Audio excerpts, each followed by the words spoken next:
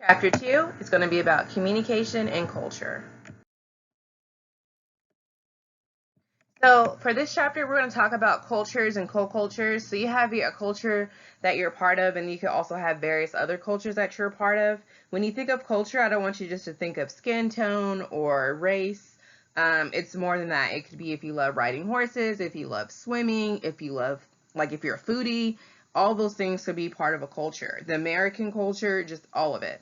We're also going to talk about how culture affects communication because people from different areas or different places, different cultures may interpret or perceive things differently. And we talked about that a lot in chapter 1, how important it is to speak in a way that people understand you. And then also communicating with cultural awareness. And that's going to be very important as a healthcare professional to keep people's cultures in mind when it comes to dealing with them, their body, and their own person. So culture is the totality of learned, shared symbols, language, values, and norms that distinguish one group of people from another. So basically, it's anything that brings you together with another group of people, or into a group of people. It's anything that you have in common with them. It could be when I was younger, people used to wear Vans a lot, those tennis shoes. So if you wear Vans a lot, I think that's more of a California cultural thing. Where I'm from, we call them beanies, but people out here call them toboggans. So I had to learn that as far as cultural lingo and things like that. So anything that basically brings you together with someone else. So societies are groups of people who share common cultures, and that is plural. So it'll be various. So if you think of America, we celebrate certain holidays. Winter holidays are big out here, so Christmas is big. Even if people don't fully believe in Christmas, they might believe in, if they don't believe in the religious background of Christmas, they might still participate in the gift giving, or some people celebrate Friendsgiving, people call it Nativesgiving, Thanksgiving, Native Appreciation Day, some people celebrate Columbus, so it just depends on the people, but all of that brings us together as far as the American culture. So in-groups and out-groups. So in-groups are groups we identify with, and out-groups are groups that we don't identify with. So for an in-group, I could be part of Californians, since I'm from California. I could be part of Black people because I am Black. An out-group would be maybe as far as being a Buddhist, since I'm not a Buddhist, so that would be an out-group for me. And then also, I've never lived in Florida, so I would not be a Floridian. So that would be an out group.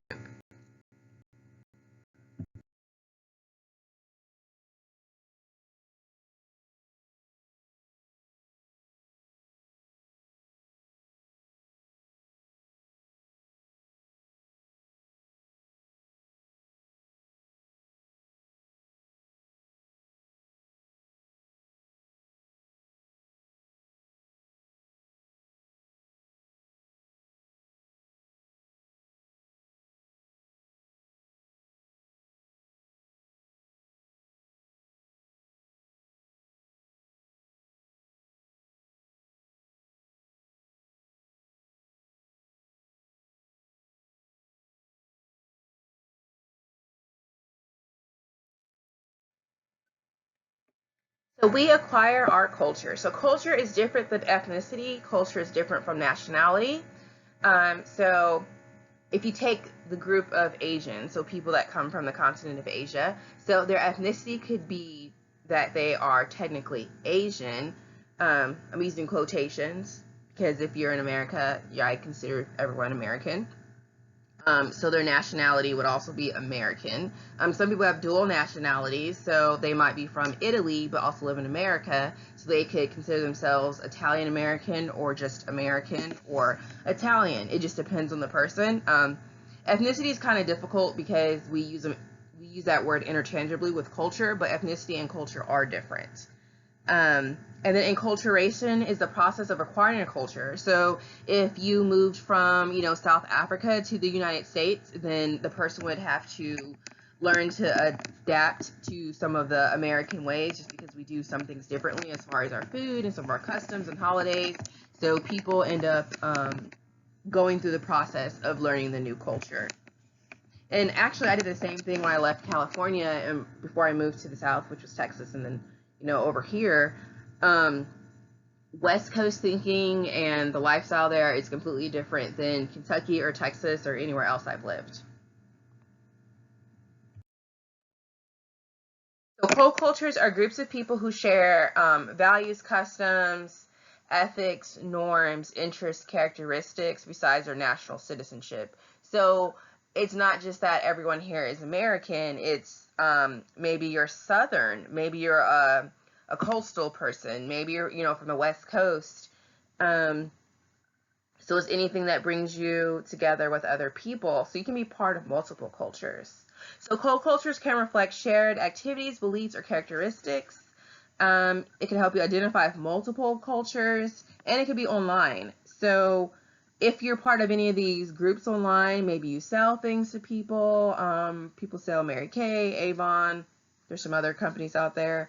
Or you might be in a group of people with disabilities. I have a pancreas issue, so I'm in a group, various groups actually, of people with pancreas issues that are online.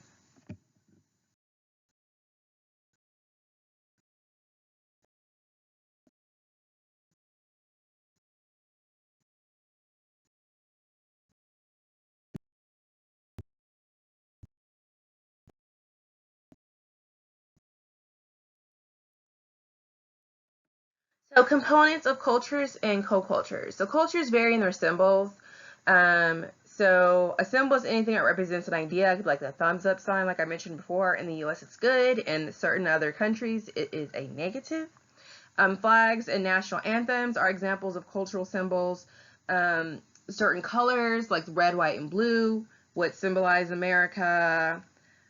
Stars and stripes, you could think of America. Some people think of apple pie, baseball games, football. As far as American football, other cultures, football is actually soccer. So for us, it's football, but for everyone else, it's soccer. So just anything that brings the totality of what America is together. So those could be the symbols. All right, so thinking about cultures and their languages, so there's about 6,800 languages that are used in the world today. And honestly, there are probably more because there's different tribes of people that aren't yet infiltrated or colonized. So their languages aren't either written or they're not accessible to like the Western cultures. And the US is part of a Western dominating culture. The most commonly spoken languages are Chinese, Spanish, and English in that order. So it's important that we have these languages in schools because well, I guess depending on where the person lives, they might need to have access to these various languages or at least translation apps. But there's so many apps nowadays or new technology that someone could speak to you in their language and the technology would translate it for you. So a lot of politicians use that when they go visit other countries, presidents, prime ministers, people like that. So that helps with communication overall worldwide. All right, so cultures vary in their values. So a culture's values are the standards it uses to judge how good, desirable, or beautiful something is. So when it comes to American beauty standards, we have a typical idea of what we believe that is. Just look at Hollywood, just look at movies. Also when it comes to values, like being good to your neighbor, saying please and thank you, saying excuse me if you bump into somebody. So those are things that we deem as desirable and good. The U.S. American culture tends to value equal opportunity, material comfort, practicality and efficiency, achievement, democracy, free enterprise, and individual choice. So some of those you might think more or less when it comes to the American culture, but those are things that America stands for overall. Components of cultures and co-cultures continued. So cultures vary in their norms. So norms are things that we deem as normal in our society, and one of those would be saying excuse me when you bumped into somebody. In some cultures, when you greet people, you'll kiss on both cheeks. So I have family members that are Dominican, and when I see them, like every time I see them, you must kiss on both cheeks or put your cheek against their cheek when you're saying hello. Okay, so how culture affects communication, and it really depends on, the culture someone's from or where they're from. But we have individualistic and collectivistic cultures. So if we think of individualistic cultures, that would be like the US. We are more about pulling ourselves up with our bootstraps, or more about looking out for number one, for our family. We're not really into making sure society is okay as a whole.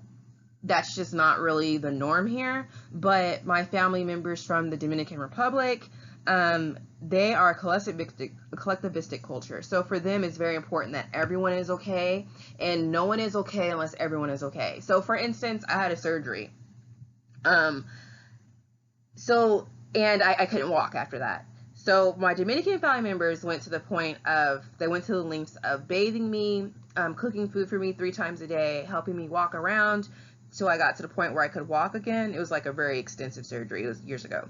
But that is not typical for Americans. We're more like, we'll come visit you, we might cook for you, clean, but it's not going to be like an everyday thing until you feel better or until you get on your feet. We will come when we can, because we have like our own things to deal with, and that's why we're individualistic versus the Dominican culture, where it's collectivistic. Like, no matter if they had other things to do, because they did, jobs and families and things like that, they still made a point to come 3 times a day to make sure I was eating and cleaned and getting rest, and make sure I had my medications or anything else I needed.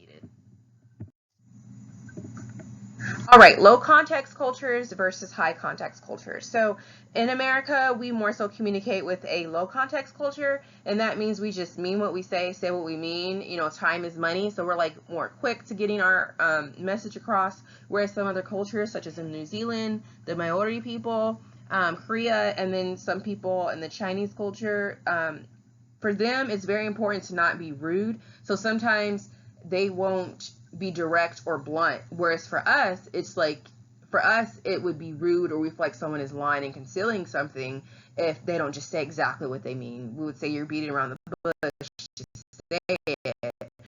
Whereas other cultures, it would be rude to be too direct. So that would be a high context culture.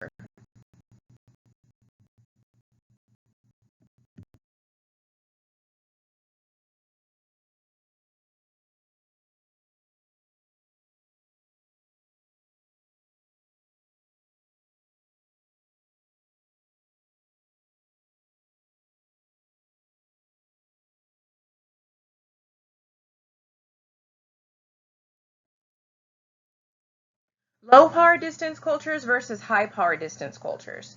So a low power distance culture would be like the US or Canada or Austria, where we don't really believe that, one person should have all the power. We believe in more of a balance of powers, democracy, all of that. A consensus, which is like a group of people coming together to come up with a common ideal. So we believe more in that, whereas other cultures, they believe in high power distance.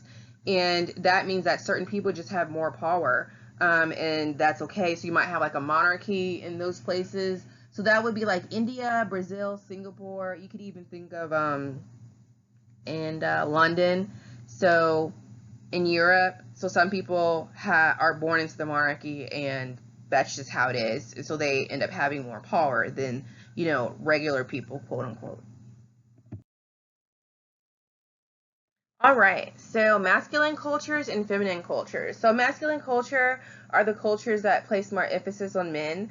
I would still consider the U.S. a masculine culture. Like, we have more equality, of course, but as far as when it comes to choosing our presidents or our leaders or people that we respect in certain positions, we look more at men when it comes to that. Broad shoulders, tall, strong looking.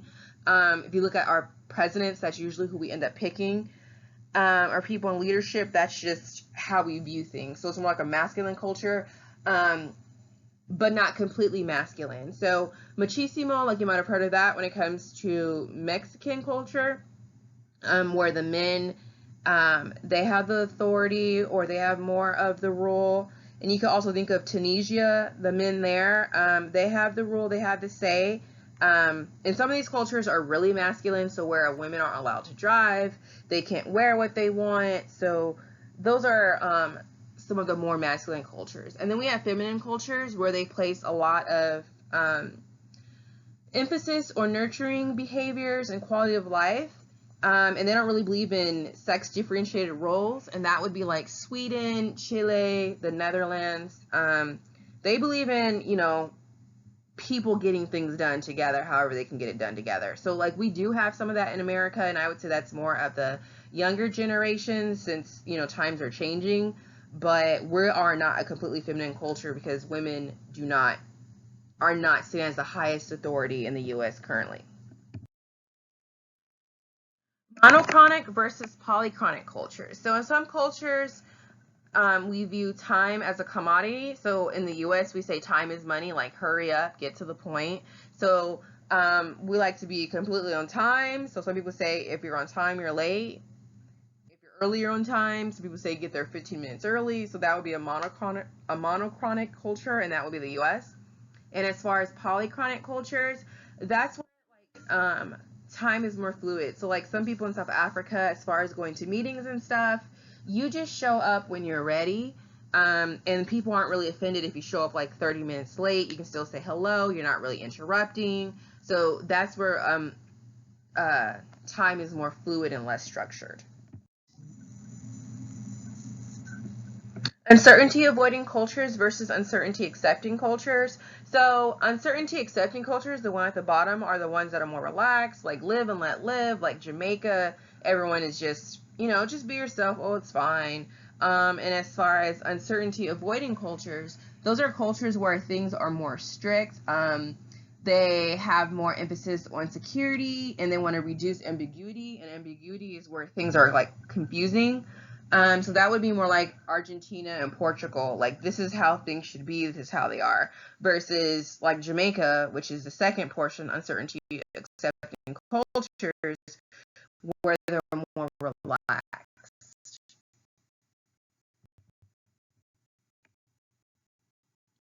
And the US has a mixture of both, I would say.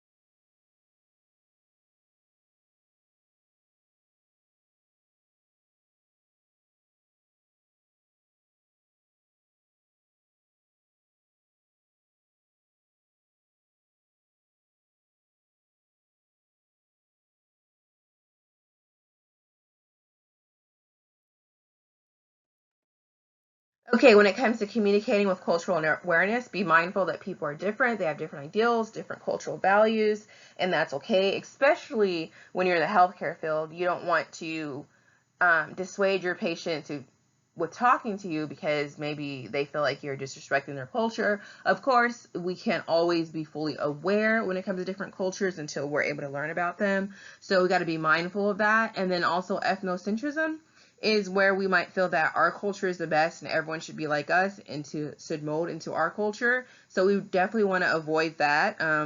We should let people be themselves.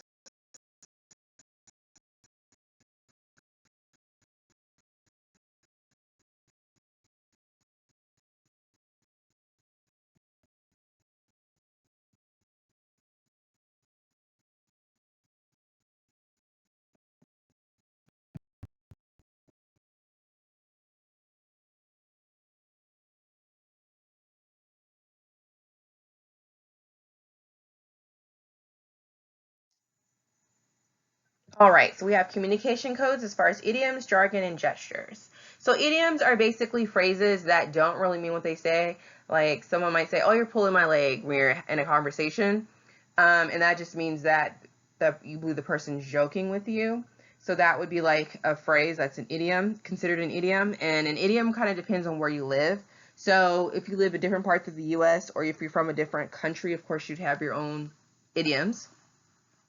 And then as far as jargon goes, so jargon could be thought of as like slang or code switching. So you might shift between jargon or talking points or slang depending on who you're talking to. So the way I speak in school with my other PhD peers is different than how I speak at home when I'm more relaxed. So my jargon changes. I code switch.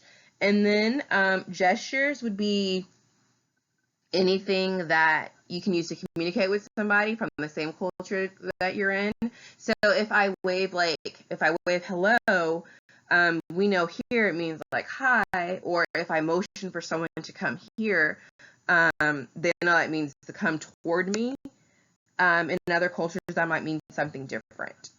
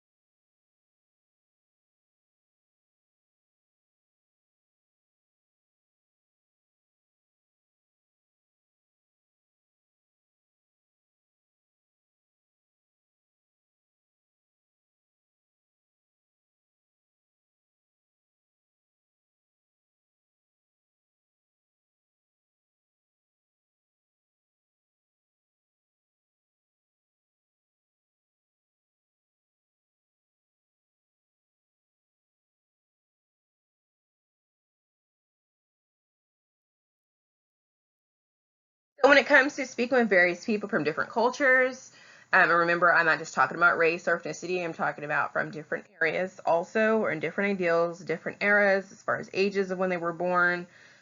So all of that is important when it comes to communicating with people. So be flexible and respectful. People are different. People interpret things differently. It could be a learning curve depending on the environment. Expect ambiguity, and that just means that it's okay if things aren't fully clear or confusing, and you could always ask for clarity. Like, hey, I don't know exactly what that slang term meant. Can you explain it? And it's funny because I have to do that sometimes with the new words.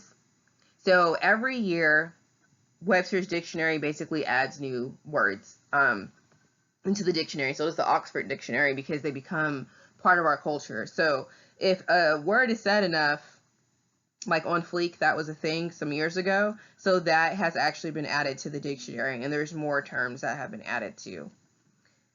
Or the word selfie. People take selfies all the time. It's part of the culture, especially for young people. And so when words get added, the majority of the time it's from the younger generations.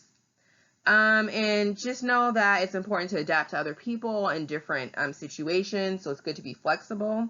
And then also appreciate the differences in access to communication technology. So in the US, a lot of us have access to the internet, but in some other countries, that's not really as big of a thing. So just know that some people might understand fully how to use a computer or how to do a PowerPoint, but I know that some of my older students, if they never, had to build a PowerPoint in school or even had access to that, then I know that their PowerPoints is going to be more difficult for them to do versus someone else that might know how to use Prezi or Keynote or something like that. So that would be a difference in culture. Like, yes, we're all in the US when it comes to that, but we're different ages, so all of us might not have the same experiences.